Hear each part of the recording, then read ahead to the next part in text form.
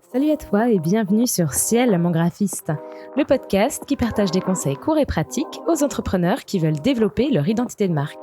Moi, c'est Margot, graphiste et illustratrice freelance, et mon objectif, c'est t'aider à faire les meilleurs choix pour toi et ton projet, que ce soit en expliquant simplement les bases du graphisme ou en te proposant des solutions concrètes pour répondre à des problématiques que tu peux rencontrer au jour le jour sur ta communication visuelle. Si ces questions t'intéressent, abonne-toi au podcast et retrouve un nouvel épisode un jeudi sur 2. Bonne écoute! Aujourd'hui dans Ciel, mon graphiste, je réponds à des questions reçues par message pour un deuxième épisode de FAQ. Cette fois-ci, le sujet concerne la panne d'inspiration sur un projet créatif. Je vais parler aussi des fichiers sources et répondre à la question comment gérer un retour négatif de la part d'un client. Avant de commencer, j'en profite pour te rappeler que toi aussi, si tu as des questions sur le graphisme, que ce soit parce que tu veux développer ton image, ta communication visuelle, ou bien parce que tu débutes en graphisme, eh bien n'hésite pas à me les envoyer. Et j'y répondrai, que ce soit par un sujet complet, ou bien en les incorporant dans un épisode FAQ comme celui-là. Et puis bien sûr, tu peux aussi juste m'écrire pour me partager ton avis sur le podcast, me dire peut-être pourquoi tu l'écoutes, ce que tu viens y chercher, enfin bref, ça me fait toujours très plaisir de recevoir des messages de la part des auditeurs du podcast, donc n'hésite pas à le faire. Et maintenant que c'est dit, on peut démarrer avec cette FAQ numéro 2.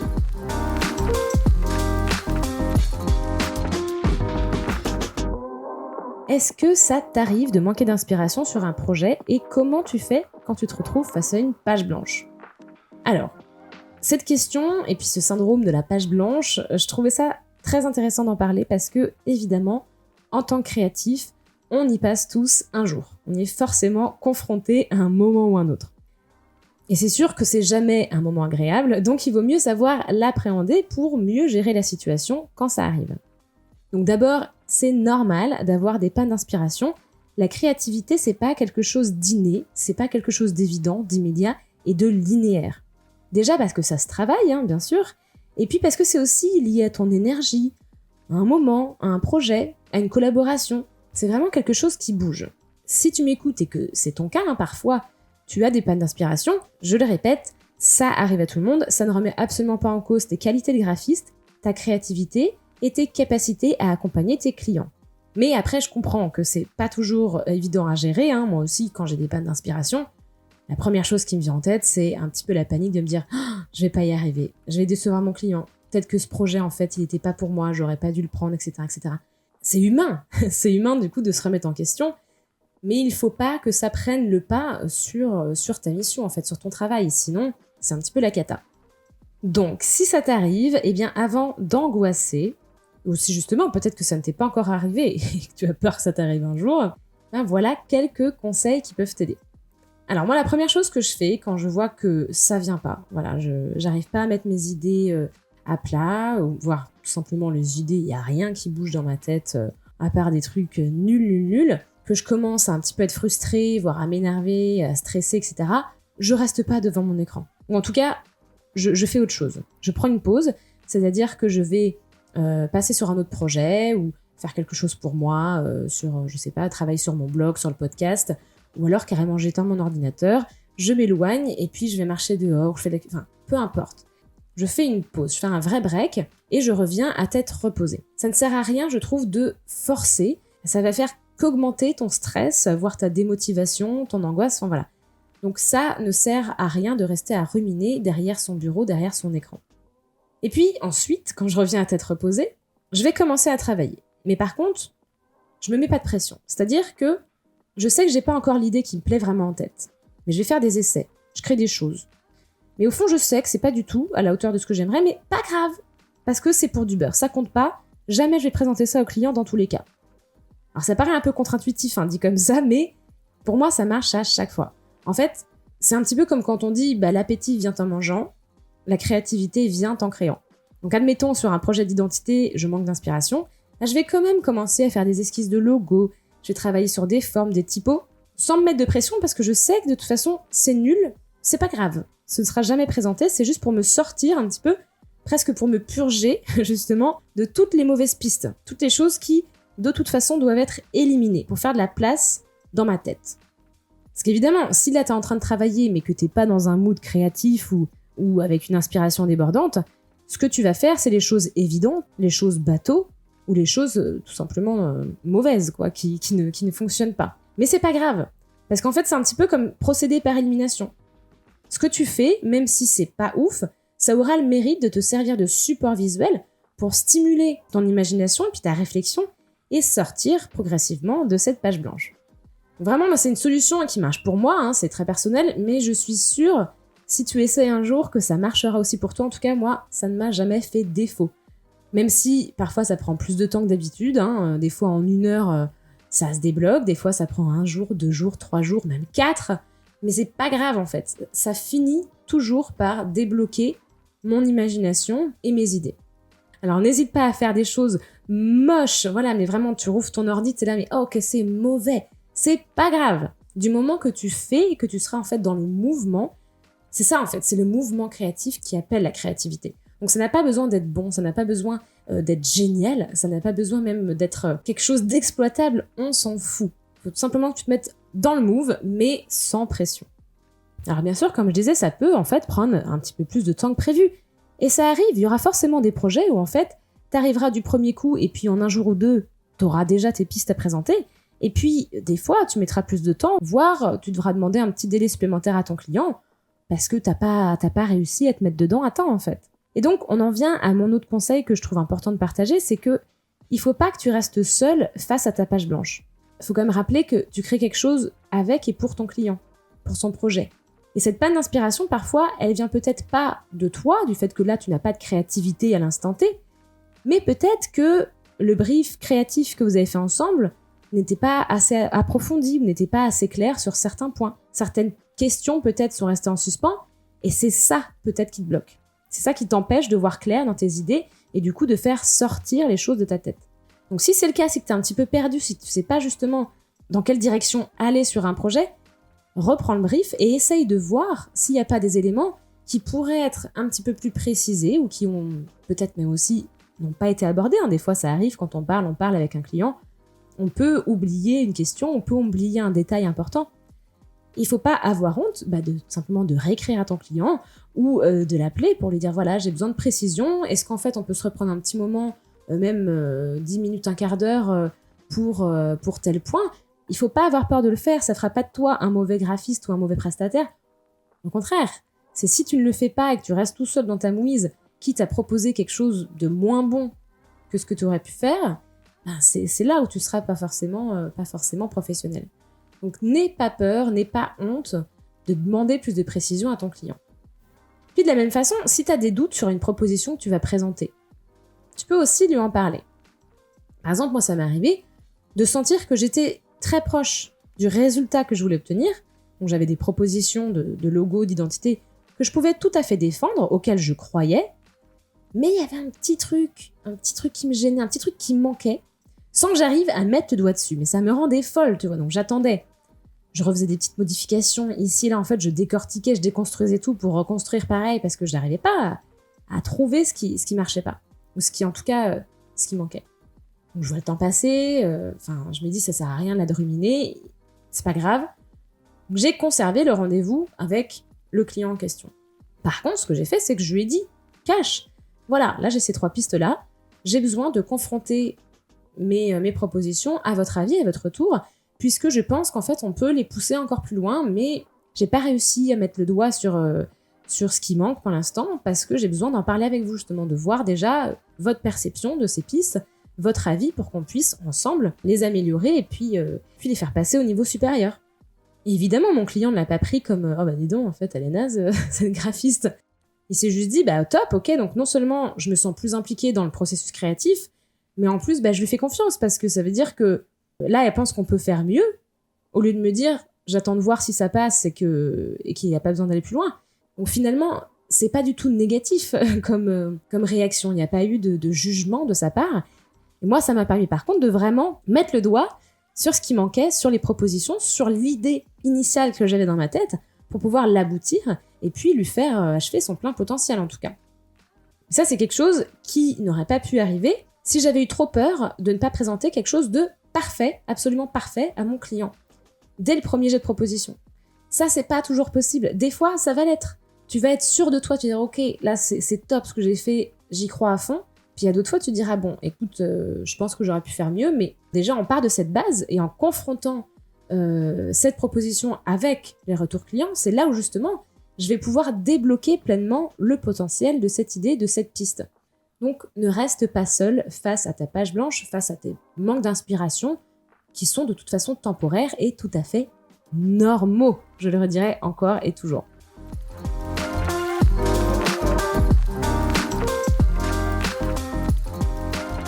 Pourquoi certains graphistes font payer leurs fichiers sources et d'autres non ? Alors, sujet épineux que celui des fichiers sources, alors que ça ne devrait pas l'être, en réalité d'ailleurs. Donc déjà, on va rappeler ce qu'est un fichier source, si peut-être tu ne sais pas ce que c'est. Les fichiers sources, en fait, c'est les fichiers de création, donc les fichiers éditables sur lesquels a travaillé le ou la graphiste pour réaliser la commande d'un client. Donc en ce qui nous concerne, ça va être des fichiers Illustrator, Photoshop ou InDesign par exemple.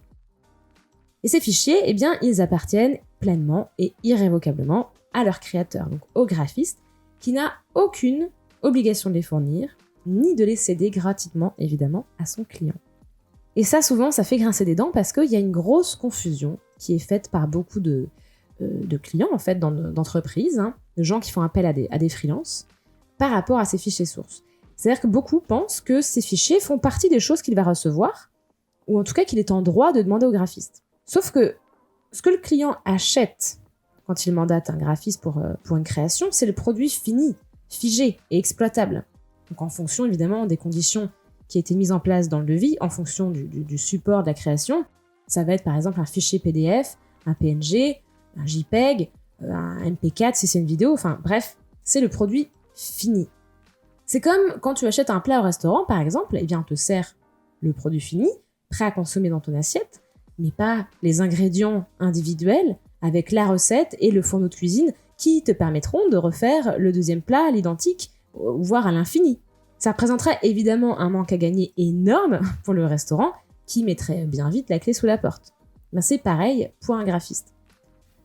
Sans compter que c'est pas parce que moi tu me donnes tous les ingrédients, les ustensiles et machins pour faire une recette de chef étoilé que j'y arrive. C'est pareil avec un client, si on lui donne les fichiers sources, ça ne veut pas dire qu'il pourra recréer le même produit fini avec la même qualité, le même résultat. Parce qu'il n'a pas les connaissances et les compétences du professionnel, ni sa technique évidemment. Et du coup, on en vient à notre deuxième problème concernant la cession des fichiers sources. Pourquoi vouloir les acquérir dans un premier temps ? Parce que la plupart des clients pensent qu'en payant pour recevoir les fichiers sources, en les achetant, du coup, ils les possèdent et qu'ils peuvent les modifier à leur guise, et même les réutiliser pour créer d'autres produits. Sauf que là encore, c'est totalement faux. Acquérir les fichiers éditables d'une réalisation, ça n'empêche pas que celle-ci soit protégée par les droits d'auteur, donc elle appartient toujours à son créateur ou sa créatrice. Et ça, ce sont donc les droits patrimoniaux, et ils sont inaliénables. Ce qu'on cède en fait dans une cession de droits d'auteur, d'ailleurs c'est un autre sujet très vaste dans le métier de graphiste, ce qu'on cède, c'est une licence d'utilisation. En fait, c'est comme si on vous louait les droits, quelque part, pour utiliser un logo, des éléments graphiques, etc. Donc un fichier source reste la propriété de son créateur, donc du graphiste. On n'a pas le droit de les modifier sans son accord, évidemment, et si on les réutilise pour faire d'autres choses, ça touche à de la contrefaçon. C'est totalement interdit et ça peut être sanctionné d'ailleurs. Il y a une exception pour les modifications, c'est pour tout ce qui va toucher à la mise en page, en tout cas pour les contenus texte, comme un magazine, une brochure, etc. Là, le client peut demander les fichiers sources et aura potentiellement un intérêt à le faire, parce qu'il y aura des petites coquilles, peut-être des petites choses à modifier, voire un ou deux mots peut-être à supprimer. Enfin, il y a toujours des petits changements de dernière minute, ou pour réactualiser juste certains chiffres, par exemple, qui vont changer sur une plaquette, admettons. Oui, pourquoi pas, dans ce cas-là, il peut demander les fichiers sources et le graphiste peut lui fournir, moyennant évidemment une contrepartie financière. Mais les modifications qui sont permises sont très limitées et encadrées, et les sanctions en cas de non-respect de ces conditions peuvent être assez lourdes. Et la question, du coup, peut-être qui te taraude, c'est pourquoi empêcher un client de faire des modifications sur une création ? Pourquoi, en fait, on a l'air si relou avec ça, avec cette question ? Donc au-delà du manque à gagner évident pour un professionnel, il y a aussi et surtout une nécessité de protéger son travail et ses créations. Parce que comme je disais juste avant, c'est pas parce qu'un graphiste fournit à son client les fichiers sources et puis tous les éléments individuels qui composent la création en question que ce client saura les utiliser correctement et reproduire un travail de même qualité. Donc il s'agit ici de protéger la création pour qu'elle reste qualitative et conforme à l'intention initiale du créateur. Mais imaginons en plus qu'un client fasse des modifications sur une créa, qu'elle soit illustration, mise en page, peu importe, il se peut qu'il fasse des petites erreurs, ou en tout cas qu'il fasse des choix graphiques pas très judicieux, qu'il laisse des alignements un petit peu aléatoires, ou qu'il fasse une combinaison de couleurs pas très bonne, qu'il positionne mal certains éléments, enfin bref. Il peut aussi se tromper lors de l'exportation du fichier dans son format final, par exemple, que ce soit un produit qui est destiné à une diffusion web ou à de l'impression. En fait, quelqu'un qui dénote ces erreurs-là, il pourrait injustement les attribuer au graphiste, parce qu'en plus, souvent, on a notre nom qui n'est pas enlevé, donc on reste dans les crédits, comme étant le créateur de ce document. Donc en fait, ça peut porter préjudice à notre travail, parce que cette personne-là va penser que le niveau de qualité de nos prestations n'est pas au top, s'il voit qu'il y a des erreurs, des choses qui vont pas. Sans compter que ça peut aussi porter préjudice à l'image du client lui-même, d'avoir un document avec des erreurs qu'un professionnel n'aurait pas fait. Ça fait un petit peu de tâche, Et puis au-delà de ce problème, il y a également la question des licences qui sont rattachées aux éléments qui sont présents dans une prestation. Il y a la licence pour les logiciels utilisés, par exemple. Il y a aussi peut-être une licence pour une typographie qui sera utilisée. Parce qu'un graphiste peut, s'il possède la licence d'une police, bien sûr, l'utiliser dans une œuvre qu'il va vendre, tant que celle-ci est incorporée dans un produit fini, comme un logo ou une affiche. C'est-à-dire que, évidemment, je peux acheter une police, mais je ne peux pas vendre la police. Par contre, je peux vendre un élément graphique, une composition graphique, un logo, peu importe, qui aura utilisé tout ou partie de cette police, évidemment. Mais si le client il veut utiliser lui-même cette police, il devra acheter sa propre licence. Donc voilà, toutes ces petites choses-là, c'est autant de raisons pour lesquelles, de toute façon, un graphiste, une graphiste, ne cédera pas ses fichiers sources à un client sans raison valable et sans conditions strictes et bien sûr sans contrepartie financière. Et en réalité, si certains graphistes fournissent leurs fichiers sources gratuitement, c'est surtout à cause d'un manque de connaissances sur leurs droits en tant que prestataires et créateurs, ou parce que certains ont peur de devoir faire aussi face au mécontentement du client. Moi, à mes débuts, j'ai fait les mêmes erreurs, je me rendais déjà pas forcément compte de la valeur de mes fichiers sources, et puis quand le client me les demandait, je pensais que ça avait l'air tellement évident pour lui que tous les autres graphistes avaient dû faire ça avant moi. Donc je donnais mes fichiers sources et je me posais pas beaucoup plus de questions en fait. Et même une fois que j'ai pris conscience de tout ça, que j'ai changé ma façon de faire, ça n'a pas toujours été facile de faire entendre ce raisonnement à mes clients, qui n'est d'ailleurs pas un raisonnement individuel encore, comme je vous dis, il y a la loi derrière nous, on est dans notre bon droit de faire ça, mais c'est vrai que j'ai eu des réactions très négatives, j'ai eu parfois du chantage émotionnel, ou des menaces voilées, des petits commentaires qui remettaient en question la qualité de mes prestations, l'éthique de mes conditions de vente, alors que, encore une fois, j'étais totalement dans mon bon droit, que j'avais fait les choses correctement, en indiquant dès les premiers échanges très clairement à mon client ce qui était compris ou non dans la livraison des éléments. Enfin voilà, pas toujours évident, et c'est d'autant plus frustrant et décevant quand ça arrive à la fin d'une collaboration qui s'est jusque-là super bien passée, avec un client ravi de ce que tu lui avais créé. Moi je comprends tout à fait, pour être passé par là, qu'un graphiste qui se lance, qui a peu d'expérience derrière lui ou qui a peur de perdre un client, de passer à côté d'un contrat, puisse céder à cette demande et du coup fournir ses fichiers éditables gratuitement. Pour autant, encore une fois, c'est important de rappeler qu'il ou elle ne devrait pas le faire. Donc du coup, comment éviter ce genre de situation, donc si c'est ton cas? D'abord, rappelle-toi, je le répéterai jamais assez, mais que tu es dans ton bon droit. Et au-delà d'être dans ton bon droit, j'ai même envie de dire que c'est ton devoir en tant que professionnel de protéger ton métier, de protéger ton travail et tes créations. Ensuite, précise bien que les fichiers sources ne sont pas inclus dans les livrables finaux, sauf si le client te les demande, avec ton accord, un respect par le client des conditions dans lesquelles il pourra utiliser ce fichier, et bien sûr une contrepartie financière. Contrepartie financière, d'ailleurs, dont tu es libre de fixer le montant. Il n'y a aucune règle là-dessus, tu peux le vendre à n'importe quel prix, c'est ton droit. Donc ces informations-là, tu peux les mettre dans tes conditions de vente, évidemment, tu peux aussi le rappeler dans le devis, le rappeler tout simplement à l'oral, quand tu parleras avec ton client, que ce soit lors du rendez-vous découverte ou des premiers échanges avant de rédiger le devis. Comme ça, tu es sûr qu'il n'y a pas de surprise à la fin de la mission. Et si un client t'en fait la demande de ses fichiers sources au début de prestation ou même en cours de prestation, eh bien, essaye de comprendre, de savoir pourquoi il voudrait les récupérer, en lui expliquant les restrictions d'utilisation et de modification qui s'y rattachent. Parce que bien souvent, en fait, là où la cliente en face, elle va comprendre qu'il n'a aucun intérêt à les acquérir. Sinon, tu peux tout simplement indiquer en fait au client que s'il souhaite faire des corrections mineures ou mettre à jour le document de temps en temps, en fait, il sera beaucoup plus simple et certainement moins coûteux pour lui ou elle de repasser par toi pour faire ces petites modifications. Et puis toi, tu leur factureras au temps passé, disons, voilà, une matinée ou quelques heures, parce que des fois, c'est vraiment des toutes petites modifications, en fait. Mais au moins, la qualité du produit fini, la qualité du support ou de la création que tu vas faire pour eux, elle est garantie, elle va pas bouger, il va s'éviter des erreurs inutiles, puis s'assure également d'être dans les clous en termes de respect des licences d'utilisation et de droits d'auteur. Je te mettrai dans les notes de l'épisode d'ailleurs des sites qui parlent de tout ça, auxquels tu pourras te référer, que ce soit d'ailleurs pour rédiger tes conditions générales pour cette partie concernant les fichiers sources, et puis même pour toi aussi, pour te rendre compte que tes fichiers éditables, tes fichiers sources ont de la valeur, et qu'ils ne sont pas gratuits, ils ne font pas partie de tes prestations au même titre que les produits finis que tu vas réaliser pour un client.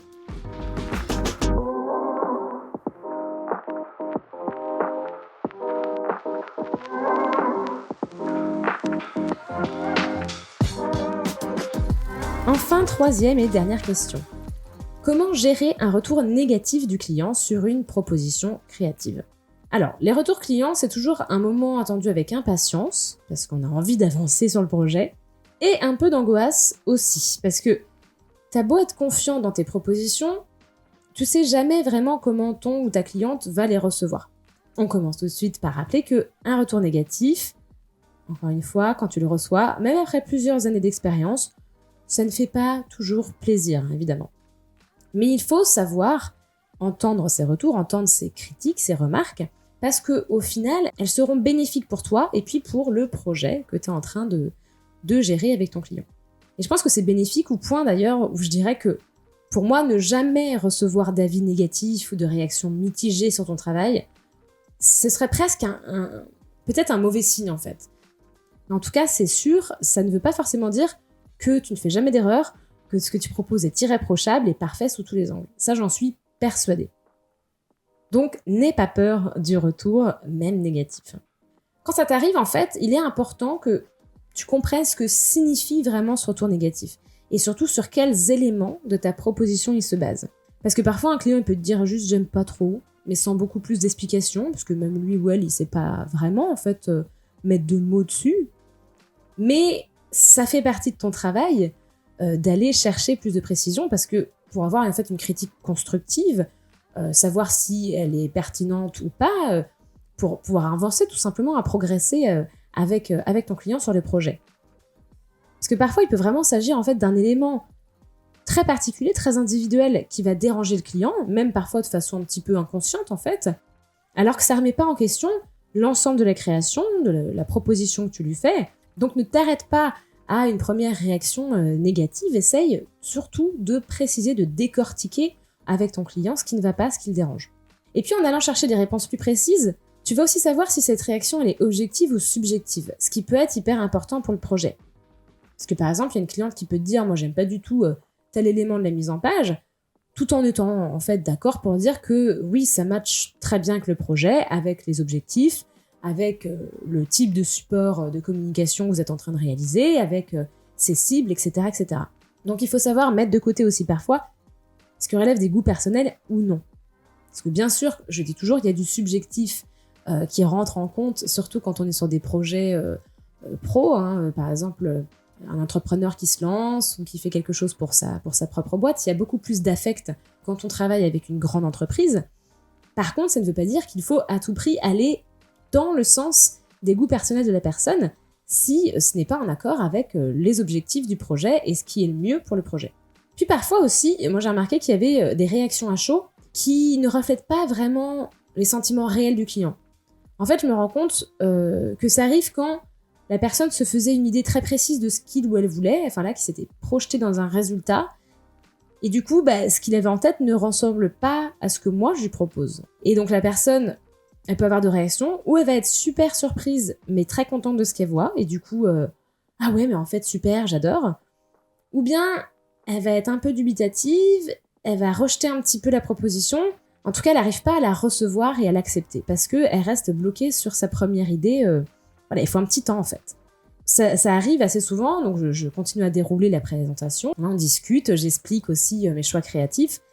Et en fait, la personne, je la sens s'ouvrir davantage, quitte à ce que, en fait, à la fin de la présentation, ça y est, elle a fini par complètement adhérer à ce que je lui propose. Des fois, c'était en fait quelques jours plus tard, après notre premier rendez-vous, moi je laisse... j'envoie les documents de présentation aux clients pour qu'ils puissent les regarder à tête reposée. Et je leur dis, voilà, on se laisse quelques jours, une semaine, une petite semaine, et puis vous revenez vers moi avec votre décision pour la piste qu'on choisit. Et bien parfois, la piste, par exemple, numéro 1, qu'elle a rejetée en bloc quand je l'ai proposée, va être celle qu'elle finit par choisir. Tout simplement, il lui a fallu quelques temps pour se l'approprier, en fait, pour l'accepter, pour la recevoir comme il faut, et se rendre compte que, bah oui, c'était peut-être inattendu, ou c'était pas forcément ce qu'elle avait en tête, mais que ça matche très bien, et c'est là où, justement, en fait, elle se rend compte que j'ai pu apporter une plus-value en allant sur des pistes qu'elle n'aurait pas envisagées, plus originales, ou plus inattendues, enfin, peu importe.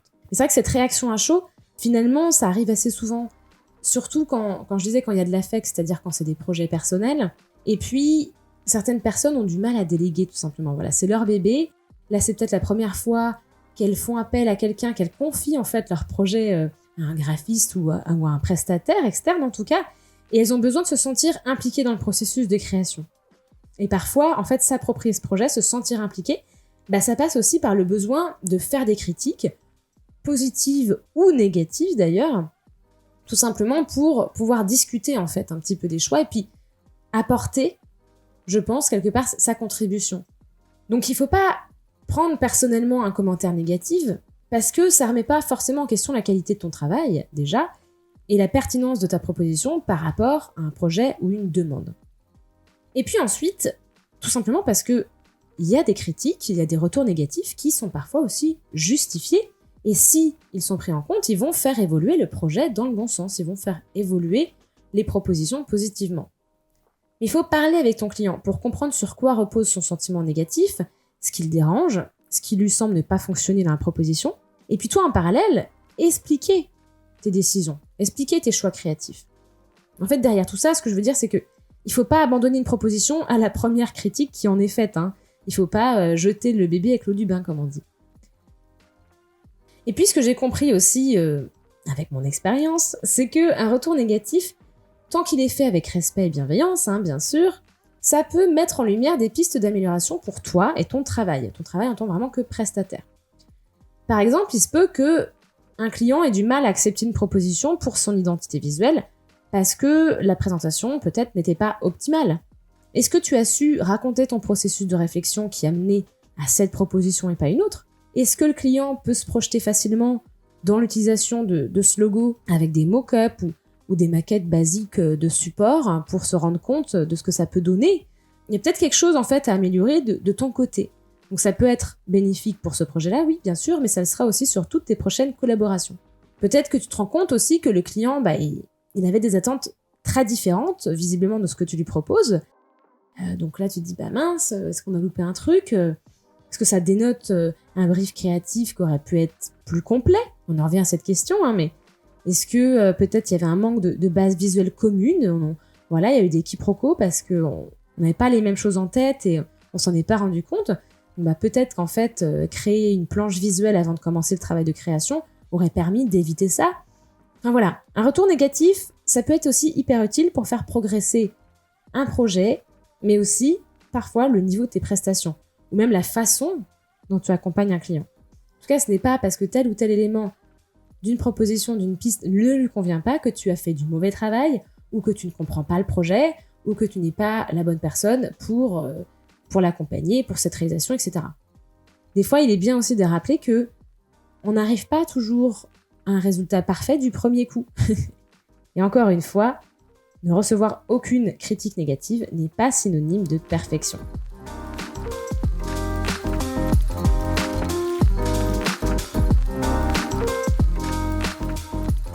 Voilà, moi je vais m'arrêter là. Je prends en général 3 questions pour les FAQ, ça permet de ne pas être non plus trop long. J'espère que ça t'a plu, en tout cas peut-être que ça a répondu à des questions que tu te posais toi-même et que tu n'as pas osé m'envoyer. Si tu penses que ça peut être utile à quelqu'un de ton entourage, eh bien n'hésite pas à lui partager le podcast surtout. C'est la meilleure façon de le soutenir, c'est le bouche à l'oreille et bien sûr les étoiles. Donc si tu apprécies le podcast, s'il te sert à quelque chose, eh bien mets-lui 5 étoiles sur ta plateforme d'écoute habituelle. Je te remercie de m'avoir écouté et je te dis à très bientôt pour un prochain épisode de Ciel, mon graphiste.